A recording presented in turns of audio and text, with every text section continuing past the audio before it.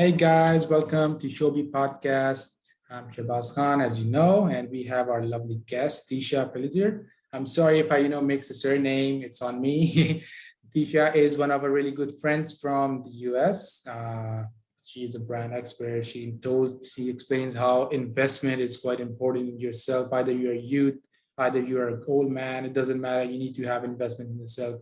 So Tisha is going to come here and enlighten us about how specific 1% of investment is required by any individual in order to grow and sustain their lives. So before we start on with the main podcast, let's just give the show to Tisha and see what she talks about. Over to you, Tisha, now. Hi, thank you so much for having me. Very excited to be here and love anything personal branding. So I'm excited to dive into this conversation about why you should be investing in your brand. Great. So Tisha, a little bit about your background. I mean, people really want to know what is branding about and what is your company trying to overcome and what the problem that your company is trying to solve. Sure. So I figured out during COVID, because all of us have had so many pivots during that time frame, that really my strength is helping other business owners. So solopreneurs, very similar to me, people who are in very saturated industries, really stand out with a personal brand because so many of us are go, go, go. We're working in the business, on the business, but we're never really working on ourselves. And so I'm like, you haven't taken the time to dive in to figure out who you are, because that is the very essence of everything that you're going to be putting out there in the world. And that's what's going to attract the right types of people your way too, once you figure out that essential part. So I started working with solopreneurs, honestly, in right when COVID hit. And I love that kind of work because I get to really dive in deep and I get to see the transformation. And not only that, but I get to see the confidence rise. Oftentimes people come to me and they're just like, I don't want to be on camera. I don't want to be on social media. I don't want to do any of this. And like, they come to me with so much fear. And I'm like, let me show you a way where you can be 100% authentically you, and you will start to bring in the right types of people that are like, I like you for you. Right. But we're so ingrained to hide from who we are that we don't put that out there. And I'm like, you're missing out on so much if you don't. True, exactly true. That's really what I mean. This is what the problem is. I mean, the top 1% people, they are investing in themselves, and the 99% of the people, they are just following the 1%. True. So, teacher, I mean, when you're talking about, personal branding or, you're trying to invest in yourselves, what's the first thing that you have always suggested people to invest? I mean, either it's money, it's time, it's the motivation they have. What's the thing that has always motivated you to invest in yourself? For me, I know that when I invest in myself, there's a lot of growth opportunities that are going to happen. So I'm always big into being a lifelong learner. And I know that if I'm going to invest that time, that energy, it is making significant progress. Maybe I don't see it every day, but then when I look at where I started from and now where I am, I'm like, because I invest into myself, look at how far I've come and look at how many incredible opportunities and incredible people have stepped into my life. So that's why I say you have to be willing to invest in yourself. And it's not always time and money. It could be both, right? But it's really making that promise or that commitment to yourself that you are going to make the change. You are going to commit to what it is you want to do. Because if you don't have that commitment, you're just kind of flying by the seat of your pants. It's not really working. And then you're so quick to give up because you don't see the results fast enough. True. I mean, teacher, why do people, they technically, when they have the first fall in their career or any point in their lives, they tend to, are not motivated enough to do things. I mean, why do people have to come to that dilemma and instead of, climbing up the ladder again? Why do you think people have to, at the end of the day, make their investment less in themselves and start to look out the people and just say, okay, I'm going to do this way, I'm going to do this way. But this, at the end of the day, they stop investing in themselves. Why are they going to that dilemma every time? I was just talking to a client about this the other day, and I think that because as society, we're so taught to think about this whole instant gratification. I want it now. I don't want to wait. I don't want to have this. I don't want to be patient for it. But it is such a patience game. It is such a patience game. I mean, I can talk about my background. I started in business in 2004, and I've had some successes. I've had some failures. I've had some setbacks. We've all had that. So when people look at me, they're like, oh, you're like overnight success. I'm like, really? Wasn't overnight to me. It took several years to get to this point. Like you're seeing a lot of the end result of the things, the blood, sweat, and tears that I had to put in here. But I think that so many of us, we really want things very quickly and we're not willing to work for it. And that is the wrong mindset. It's the wrong attitude. It's the wrong attitude. Even when I talk to people about personal branding, for instance, I'm like, this is not going to make you an overnight success. Just because you started posting on social media and the posts were more about you as a person, it's not going to move the needle that much. You have to constantly be there. You have to consistently show up. And so many people just, they really lack that C word. They lack consistency. And that's why they pull the plug too early. And that's why they stop what they're doing and are like, it didn't work for me. I'm like, you didn't even give it a fair shot. You really didn't. True. Tisha, I mean, even if you look at the other side of the debate, many people they say that if they are being consistent and they're getting not results, even if you have heard Simon Sinek, he says that consistency is the first step of the ladder. You have to climb up every day. So many people, try to go against it. I think, in my opinion, why do you think people have to, when they try climbing the ladder, the first stage or the later stages, they tend to stop themselves. They don't invest in themselves. So there comes a time, and if in your time, if you're a business owner, you work for solopreneurs, what was that one single ladder step that you were crossing and you thought, okay, I might give up on this, but no, I'm gonna make this happen. I'm gonna make this thing happen. What was that time that you had to go through to this time? Yeah, years ago, I decided I wanted to work solely with startups and startup entrepreneurs, people who were just like, I'm going to be a business owner. And I had this whole affinity and this passion and this heart for them because I'm like, oh my gosh, I've been there so many times. And I created a whole program. And I remember talking to my coaches about it.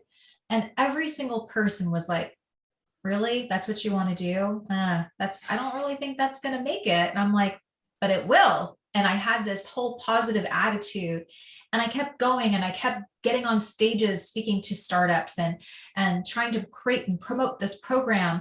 And at the end of the day, I put in the effort. Honestly, I did. And then finally I was like, I don't think this is really where I'm supposed to be, but I needed to at least test the waters and see. So I think that a lot of us, it's okay. I really condone pivoting. I really do. I say that if you're going at it and you're going at it and you're making you're trying to make these things happen, but they're not happening for you and you've given it your all and now you're just tired, that it's okay to really step back and reevaluate because maybe you need to get on a different path. So I'm not this person that says, stay on a path for as long as you live. No, it's like, no, we're meant to experience. We're meant to take risks. We're meant to try new things. And for me, I was like, I think I've done it. I've been there, I've done it. And now I'm moving on. I'm moving on. And that I wouldn't say it was a failure. I would say it was a good lesson and it was a good test for me. Okay, so when that test came in, did you even think about that? Okay, I'm working so good. I mean, if I stop over here, what was going to happen? Did you think that you're going to give up at this point? No, it in a way, it actually led me to another opportunity. And the reason why I say that is I was trying so hard to work with these startups. And I mean, you've worked with startups, I'm sure. The number one reason they can't invest in themselves is money. I don't have the money. I can't afford this. I can't buy this program. I'd rather do it myself. I'd rather list as many excuses as you have.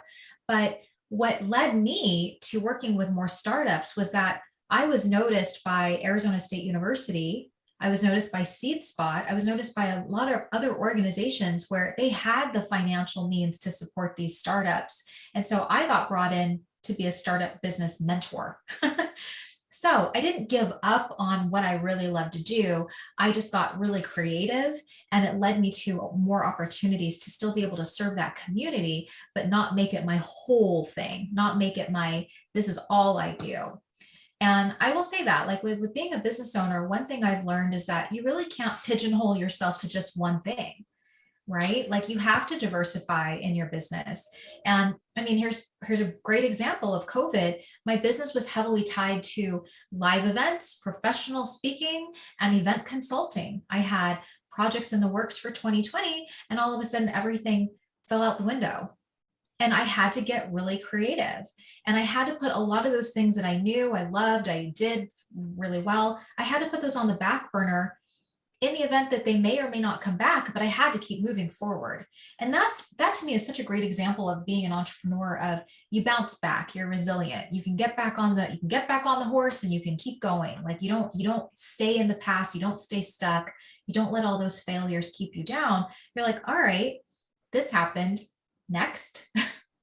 What's next? What's next? Exactly. What's next? What's next? And it started to move in this direction. And now, thankfully, you've seen it, like live events are coming back and professional speaking gigs are coming back. And it's so fun because I'm like, all those things I loved are now coming back. And now it's other income streams that I have.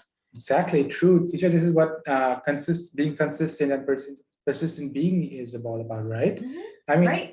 you're a solopreneur. You have built your own brand for yourself. You're helping solopreneurs build your brands themselves, right? Right. Every time what was that one situation that working in a startup was very chaotic? I mean, you had multiple things going on in your head, and you were thinking, okay, if this brand fails or if this brand does not grow, what are you going to do about it? I mean, what were the strategies that you had to implement, when you were investing either in your own selves, or even if you're investing in a brand, it's still investing in yourselves, right? If the brand is invested, you're still investing in yourselves as well. What was that one time that you have thought about, okay, so if this brand does not work, if this startup does not work, what am I going to do? Right. So I love to share this story with people that I had 3 businesses simultaneously, really from 2010 to about 2016. And I was running my marketing firm, I was running an event management company, and I was running a mom entrepreneurs organization nationally. So I had chapters and presidents across the country. And I just remember being at a crossroads and just not really feeling good about myself, like kind of feeling empty. And I know a lot of entrepreneurs have faced this, where they want the next best thing. They want the next challenge. I don't know if maybe you've gone to that point too. And I just remember feeling like, I don't know if all of these things that I've done successfully, whatever it is, if I really want to continue with it. And so again, at a crossroads, and again, I am the brand, but I wasn't really putting myself as the main brand. And I remember talking to my business coach, and she said, you know what, Tisha, you should really build a personal brand. Like, if anything, build your brand, figure out your next move, figure out what you want to do, who you want to serve. And it's okay if you don't have the answers quite yet. And so that was a really great out for me to say, I'm going to put all these things and take the things that I love and not take the things I don't, and really start to create what I love to do. So really, when building a brand, I'm saying, what are the things that light you up? What are the things that you could do over and over and over again? What are the things, who are the people that you love to hang out with? Like that to me is how I established that brand. And I got to take every aspect of things that I loved and put them into this business. And so it's so interesting because I have so many people that come to me and they're like, you're always so busy. You're always doing all these things. And I'm like, I designed it that way. I designed it that way because I've gone through so many experiences, things that I hated, things that I kind of liked, and things that I loved. And I took the things that I really loved and I put that into what I do now. Tisha, how do you manage this? I mean, one question, how do you manage, multiple businesses and managing your own personal life as well? I mean, how do you get into it? What's the secret recipe behind this? It's so funny because I struggled with this in my 30s. I'm in my 40s, but I struggled in my 30s for so long because I couldn't figure out that magical word balance. And I always felt like I was behind the 8 ball and running all the time. Like I didn't have organization. I just didn't even know where I was supposed to be, especially running all those businesses. And I have kids. So I felt very neglectful that I wasn't always with my kids and my relationship's not really doing great with my husband. And I got really, really clear on a few different principles that were taught to me. And so really these days I subscribe to the power of 3. So I really put 3 things on my schedule of must do this, this, and this. Get those things done so that tomorrow's a clean slate. I do the next 3 things. I'm always moving the needle. I always feel super accomplished. The other thing that I did back in COVID is I was the person, I'm sure a lot of business owners like this, I'm going to do it all. No, you can't do it all, and you can't do it all well. So I really started delegating a lot of things: video editing, graphic design, admin stuff. You call all those people for me, or you send messages to those folks. I was really like, I'm going to focus on the things that I really, really love, which is being around people, and give the rest of the other stuff to people that they're better suited at it. So that was the other thing that I did. The other thing that I always tell people is figure out what your main priorities are, whatever those look like for you. Is it a hike in the morning? Is it faith? Is it your kids? Whatever it is. For me, I'm very much the type that's like, it's faith, it's family, it's health. Like those 3 things make me light up. If I don't have those things in my day, it's like my day is shot. It's just starting from just crap.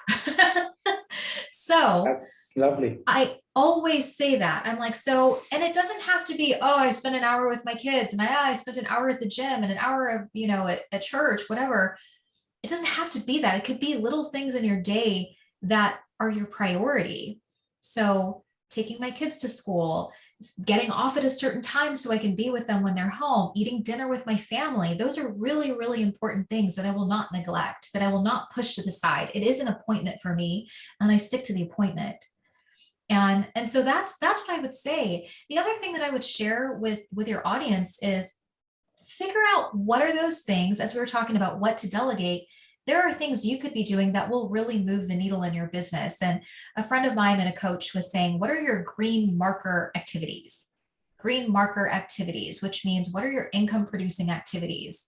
And so I have it on my schedule, my green marker activities highlighted in my Google Calendar in green, need to do these things. And I don't miss those appointments, because the biggest thing, and someone told me this the other day, we're so good about not canceling other people, but we cancel on ourselves all the time. That can wait. I don't want to do it today. That can go tomorrow, right? Or the next day or whatever. And then we're like, why am I not making progress? Well, do you keep canceling with yourself? Do you keep taking appointments off your calendar because you're flexible? Make it a point. I'm getting very diligent about the days that I want to meet with people, the days that I'm off the grid, the days that I'm like, these are my green marker activities, and I have to stick to this, because these activities, these small things, compound to bigger things. True. Like if you can take, like I talk to people all the time about social media, because they're like, oh my gosh, all these people tell me to post all day long, every day, tag all these people, comment. Oh, it's exhausting. And I'm like, I know, I'm talking to the everyday entrepreneur. It is exhausting. Nobody could be on social media all day long unless it's your profession, unless you're handling social media for people. Personally, I'm like an hour a day. That's it. So if an hour a day, I can post, I can comment, I can engage. And I'm more of a LinkedIn person. So I go to that platform and I can start creating conversations and connectivity with people. That to me is a success. So I'm like, I'm not there 24 hours a day. I'm there like 1, maybe 2 hours a day. True, Tisha, true. I mean, this is absolutely a win, either if it's a personal brand or if you're helping, clients build up something, it's true. Tisha, people say that when you're creating a personal brand, it has some risks associated with it, right? If you're a good person, it means the brand is escalating and it's doing good. Either if you're on the opposite end, it means it's not doing good. So do you agree with this one, or you think personal brand has its own benefits and personality or persona has something else to do with it? I think that your personal brand is, another word for it would be, what's your reputation? And if you're a business owner, your reputation is gold. And I know too many people that ruin their reputation. And it's like, oh man, that impression, what people say about you when you're not in the room. Yeah, that goes a long way. So your personal brand really is, how do you perceive you, and how do other people perceive you? And a great way to do this is put a message out to your connections and say, hey, I'm doing a little experiment. I would love for you to tell me in 3 words, how would you describe me? and see if it meshes. Because if they're way off, perhaps you need to do a little bit more work on what you want them to think you are, right? So, I mean, I will say this, if you have a personal brand, the best compliment that you can ever receive is that you are the same person no matter where people meet you, no matter what touch point. You're the same person online, offline, at events, out for coffee, whatever that is. If you are not the same person, if you portray yourself as somebody totally different on social media, like you're this outgoing, fun personality, and then when I meet you, you're very just standoffish, there's a big disconnect there, and your brand is going to suffer because of it. True. I mean, it's agreeable, but but many people try to take advantage of it as well. If the product is not, it's not sustainable enough, if it's not viable enough, yet they have a strong brand in front of people they are trying to sell in. But do you think it's really it happens? It happens in every market. Either if it's the U.S. or European countries or Asian markets, anywhere. It happens everywhere. It's I them, right? do. I do. I would say too that a lot of people think about it, they outsource their marketing, they outsource their branding. So the companies that are representing them are like, this is you. And then when I actually get to be in your presence, I'm like, but it's not the same. So somebody's doing a great job of portraying who you are and what you look like and appear like on camera and on social media, for instance, on your website, but it's not really you. Right. So I would, it's why I really like working with the solopreneur, because I'm like, man, you and we dive in deep to this. We figure out who you are to a T, and we bring all that to the surface, the stories that you have, the lessons that you've learned, the ways you're going to connect with people, because not every client of mine is cookie cutter. They're all very vastly different. They all have different quirks and likes and personalities. And it doesn't, I remember one of my colleagues and friends, he said, the challenge you will have is that not everybody is you. And I said, I never said they had to be me. I was like, these are unique individuals and they need to shine on their own, however that looks like for them. Exactly true. That's quite deep, and that's really something. Tisha, I mean, many people say that there are certain factors that every personal investment brand has supposed to have. What do you think are those three factors that you think, in your opinion, every brand has supposed to have?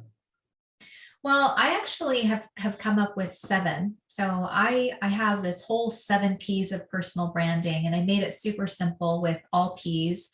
But the first one, I like to say, it's like laying the foundation of a house. We need to have a solid foundation. And so many people don't want to do that work that we mentioned earlier. They want to just jump to, I'm just going to post it and see what happens. I'm going to hopefully it'll stick. And I'm like, you really need to go back to square one, right? So I always like to say, figure out really what your purpose is. Why are you on this planet? What are you here to do? What do you love to do? Like, why do you get up in the morning? So what is your operating system, right? So going through just even some personality assessments and so forth can really help you identify your purpose. The next thing is pillars. We talk about core values all the time, and that's true with every company as well, right? What are those core values? What do you stand on? Like, what's so important to you? And for me, like integrity, authenticity, energy, those are big. Positive attitude, like those are big things. And you can see that as I post things on social media, all of those values are making their way in the post and the picture and the video or whatever it is that I have, right? It's easily noticeable because that's what I'm leading with. And the next one is passions. So again, I think so many business owners get wrapped up in the fact that I have to be professional all the time. And I'm like, yeah, okay, that's boring already. You need to start bringing in your passions, because I'm going to resonate with you because, for instance, we're moms. You have a son and a daughter, and I have a son and a daughter. Maybe they play soccer like mine do. Like, I'm going to gravitate toward people who have very similar interests and similar lifestyle that I have, right? And that's key with branding, marketing, right? Knowing your audience inside and out. Personality would be the next one. So figuring out what's your personality, then what are your prospects, or the people? Who are the prospects and people that you really, really want to work with? Understanding that not every single person on this planet is going to be your person. You have people. You've got to figure out who's that community and who's that tribe. The next P is products and programs. So identifying again, what is it that you're offering? How do you serve those people? And finally, presence. Presence being, how do you put yourself out there? How do you put that personality? How do you put that brand out there? Is it through social media? Is it through YouTube? Is it through articles? Is it through live speaking events? Whatever that is. It could be a mix of things of how you put your presence out there and how people receive and interact with your brand. Great. I mean, those 7 Ps, I mean, they're going to really be helpful, for people who are creating their own personal brands. Thank you, Tisha, for that. Tisha, one last question. Sure. I mean, what's that one thing that has motivated you? And what's your one favorite quote that has been for you, has been with you ever since till now? And what's that one favorite quote that you always have with yourself? Oh my goodness. The one that I always say is the best way to predict the future is to create it. And the reason I like that is, so many of us were on Facebook and we see all of these ads and all of these people touting, I can make you $1 million or you could be a mega millionaire tomorrow. And I'm like, yeah, about that. I never signed up for that. I never said that I needed that. So I really like this whole idea of it's my life and I can design it the way that I want to.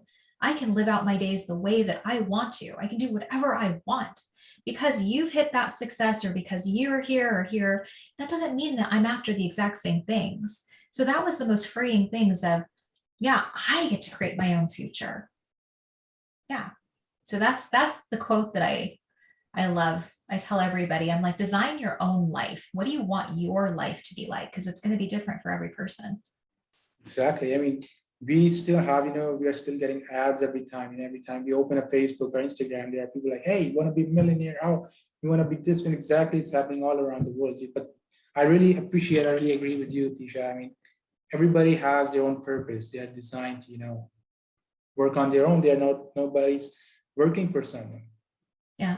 I really do appreciate that. And that's a really beautiful saying. I'm going to have a tagline with it as well after the session ends. So thank you, Tisha. Thank you so much for your time. I hope we didn't, ruin your schedule or something. No, this is perfect. It was really pleasure having you over the show, and it's the honor is really ours. It's really my honor. And you have anything else to add, you can add it. If anything else you want to share about yourself, about the brand building, anything. Sure. Well, like I said, I do branding all across the country or actually across the world. Like there's no boundaries for it because everybody could really utilize a brand. So if people are interested, they can go to tishamarie.com and, we can schedule a consultation, talk more about your brand. And then if you're just like, I just want to know who you are, my website's a great place at tishamarieEnterprises.com. And then I'm on LinkedIn. So find me on LinkedIn, tell me hello, send me a direct message so I can connect with you and we'll go from there. Great. So you guys have known Tisha for what she is, what she has been doing. You can follow her on LinkedIn. She is available on Instagram as well. She's really friendly. She has, more than a decade of experience in building brands, building sustainable brands as well. You can reach out to her on any of the social media. She is available. And thank you, Tisha. Thank you so much for your time, for your commitment and sharing your expertise with us. It has been really an honor to have you today. Thank you so much. It was a pleasure being with you. Thank you, Tisha. Let me